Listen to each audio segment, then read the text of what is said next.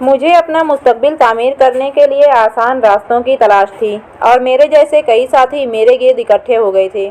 ہم دوسروں کی محنت پر گزارا کرتے تھے اور ہم سے محبت کرنے والے، ہمیں چاہنے والے، ہمیں ہماری ضرورت کے لیے دیتے تھے۔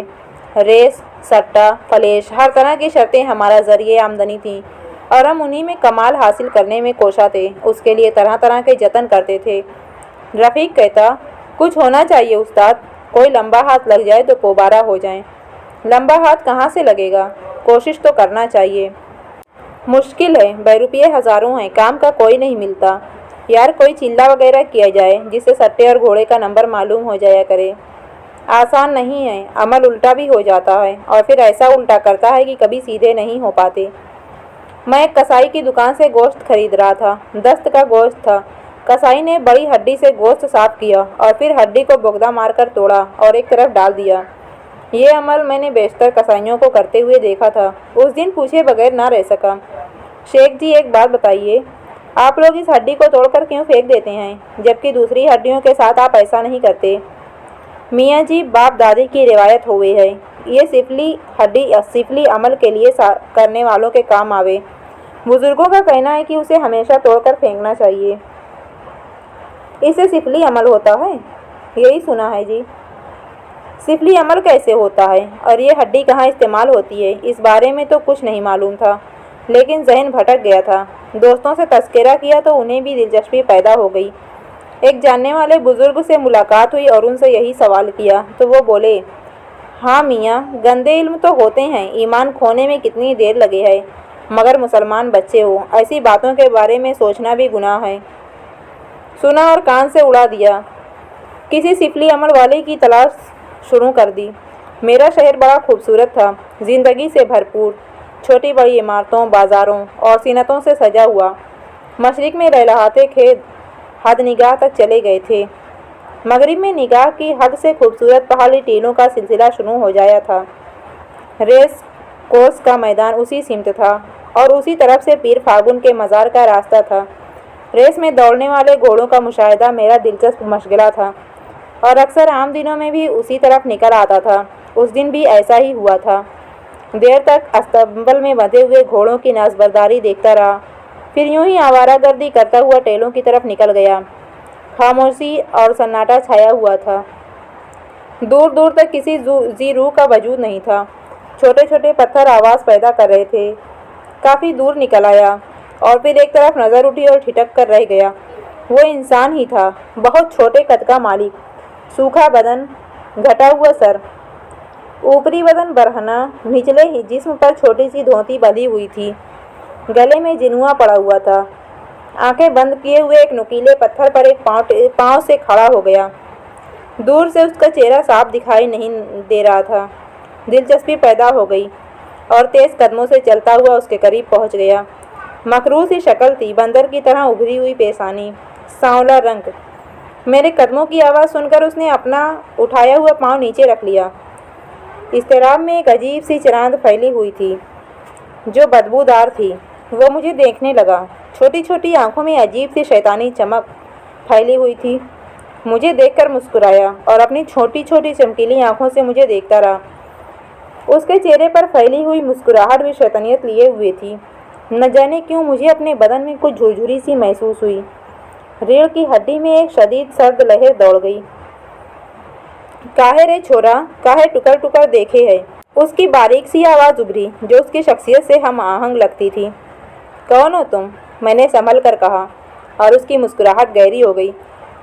جو کوئی بھی ہیں تیرے کام کے ہیں، اس نے مخصوص آواز میں جواب دیا۔ سادھو ہو؟ میں نے اس کے حلیے کو دیکھتے ہوئے پوچھا۔ تجھے کیا لگ رہا ہے؟ اس نے پوچھا اور میرے ذہن میں بجلی سی چمک گئی۔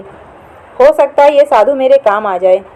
ذہن میں وہ تمام گندے خیالات جاگ اٹھے تھے جن کے تصور میں دن رات سرگردہ رہتا تھا۔ میں نے نرم لہجے میں کہا، مجھے تمہاری تلاش تھی۔ وہ اپنی جگہ سے ہٹا اور کچھ فاصلے پر پڑے ہوئے دو پتھروں کے پاس پہنچ گیا اور ایک پتھر کی طرف اشارہ کر کے اس نے کہا، بیٹھ جا۔ اور میں خاموشی سے بیٹھ گیا۔ تو کیا ہماری تلاش تھی؟ تو ہم بھی تیرے لیے ہی یہاں آئے ہیں۔ کیا مطلب؟ میں نے تعجب سے پوچھا اور وہ خاموش ہو کر مسکرانے لگا۔ پھر بولا، तुझे हमारी तलाश काहे थी भाई? कोई बात तो होवेगी ना तेरे दिल में।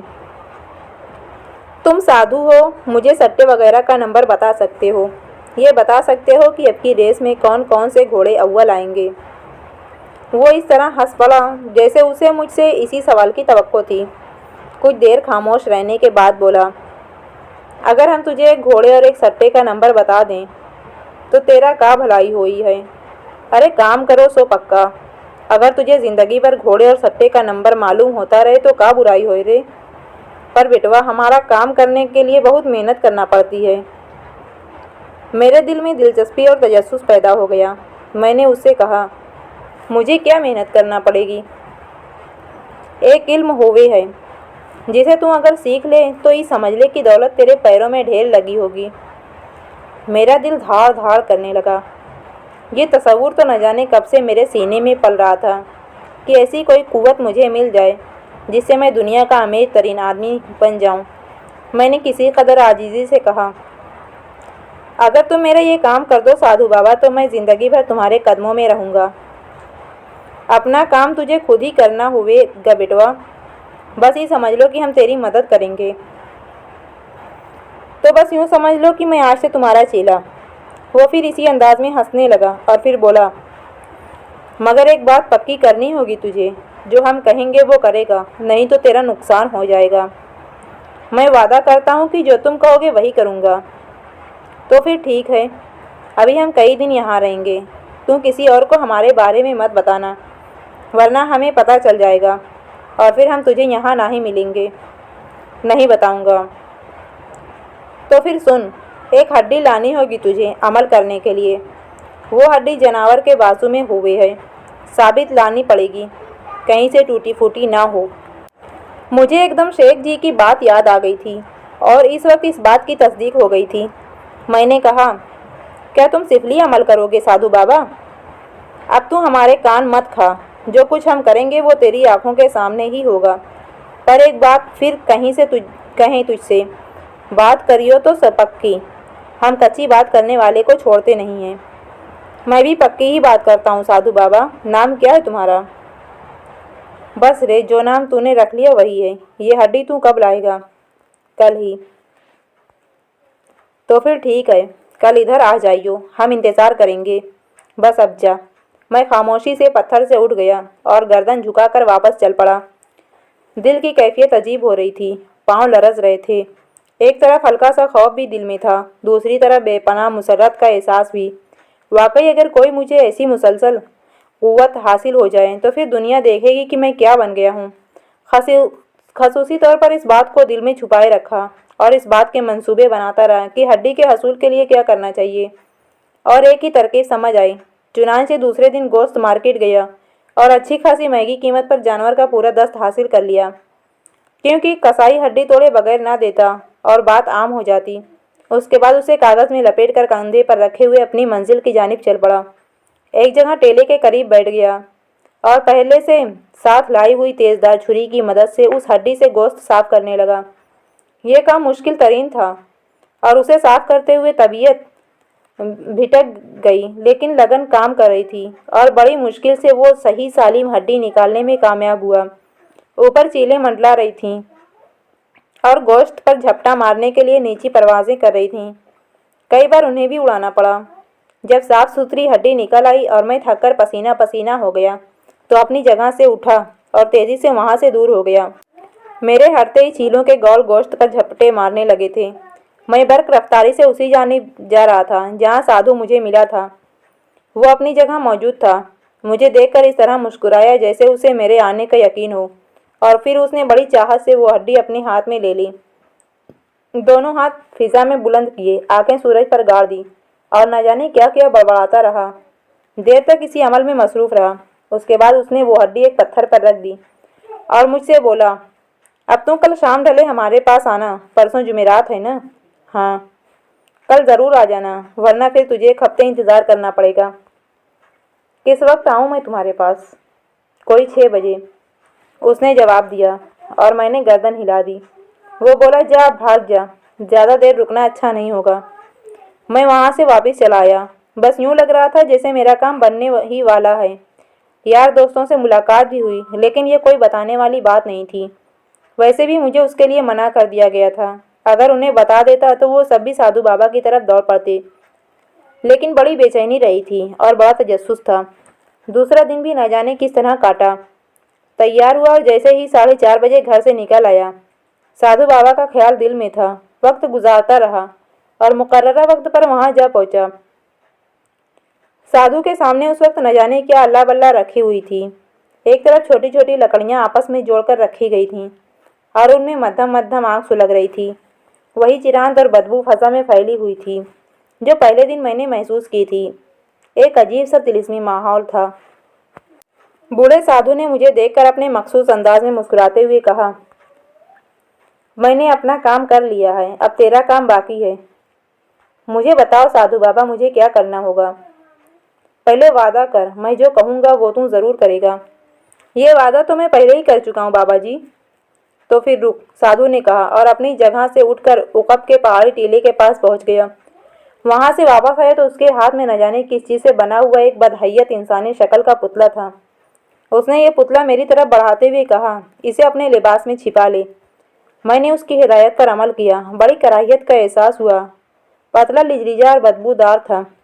उसमें अजीब सी ठंडक थी, लेकिन मैंने किसी बात पर तवज्जो नहीं दी। साधु ने मुझे देखते हुए कहा, अब तो यहाँ से पीर फागुन के मज़ार पर जाएगा। सीढ़ियाँ तय करके ऊपर जाना और कब्र के पीछे जो 3 ताक बने हुए हैं उनमें से बीच के ताक में ये पुतला रख देना। बस यही तेरा काम है। बाद में सब हमारा काम होगा और तेरे मज़े ही मज़े होंगे। पीर फागुन के मज़ार पर? मैंने सहम कर कहा। दिल के किसी गोशे में कुछ ईमान बाकी था। पीर फागुन से बचपन से अकीदत थी और सारी आवारगियों के बावजूद उनका एहतराम दिल में था। उसकी वजह शायद इस मज़ार से मंसूब कहानियाँ थीं। ये काम अब तुझे करना है। उसने मुंह मोड़े तो ई दुनिया तो तुहार वास्ते नरक बन जाएगी। जय जल्दी कर, नहीं तो रात हो जाएगी। मैंने लटकते कदमों से वापस मुड़ा। दिल की कैफियत अजीब हो रही थी। अगर पीर फागुन के मज़ार का मामला न होता तो मैं खुशी से उसके हर हुक्म की तामील करता, मगर ना जाने क्यों दिल को एक जुर्म का एहसास हो रहा था। यूँ लग रहा था जैसे मैं कोई गलीज़ और नापाक शय उस मुकद्दस जगह ले जा रहा हूँ। कुछ दूर जाकर मैंने गर्दन मोड़ी, मगर बूढ़ा वहाँ मौजूद नहीं था। वो नापाक पुतला मुझे अपने सीने पर बोझ महसूस हो रहा था। कुछ दूर चलकर एक और अजीब एहसास हुआ। पुतले में इंसानी जिस्म जैसी हरारत पैदा होती जा रही थी और शायद ये मेरे खौफ का तख्लीक करदा एहसास था कि वो पुतला मुझे अपने सीने के करीब कुलबुलाता महसूस हो रहा था, जैसे उसमें जान पड़ गई हो। खौफ और दहशत की सर्द लहरें मेरे बदन में दौड़ने लगीं, मगर मैं उसे लिबास में से निकालने की हिम्मत नहीं कर सका था। मज़ार तक का फासला न जाने किस तरह तय किया था। मज़ार एक टीले पर था और वहाँ तक जाने के लिए टीले पर 19 सीढ़ियाँ तराशी गई थीं। मैंने लरजते कदमों से पहली सीढ़ी पर कदम रखा। ऊपर खामोशी छाई हुई थी, क्योंकि ये मज़ार शहर से बिल्कुल बाहर था और यहाँ ज़्यादा लोग नहीं आते थे। हाँ, जुमेरात को यहाँ रौनक होती थी और लोग नज़र न्याज करने आ जाते थे। आम दिनों में बस चंद मुजावर या मलंग यहाँ मौजूद होते थे। मैं सहमा सिमटा सीढ़ियाँ तय करने लगा। दिमाग मेरा एक हैजानी कैफियत का शिकार था और बदन में ऐंठन सी हो रही थी। पाँव मुसलसल ऊपर उठ रहे थे और मैं बुलंदी तक पहुँचता जा रहा था। अचानक ही एक अनोखा एहसास हुआ। ये 19 सीढ़ियाँ तो अब तक तय हो जानी चाहिए थी। गर्दन उठाकर ऊपर देखा तो दम्बखुद रह गया। मज़ार इतना ऊपर नजर आया कि होश उड़ गए। ये 19 सीढ़ियाँ 1900 सीढ़ियाँ बन गई थीं। खौफ के आलम में पलट कर नीचे देखा तो जान सी निकल गई। ज़मीन सैकड़ों फीट नीचे नजर आ रही थी। बदन पर शदीद कपकपाहट तारी हो गई। सोचने समझने की कुव्वतें सल्ब होती जा रही थीं। ये क्या हो गया? ये सब कैसे हो गया? बेशुमार बार इस मज़ार पर आया था, मगर ये इतना ऊंचा तो नहीं था। ऊपर नज़र डालता तो सीढ़ियाँ आसमान में गुम नजर आती, नीचे देखता तो खौफ से आंखें बंद होने लगतीं।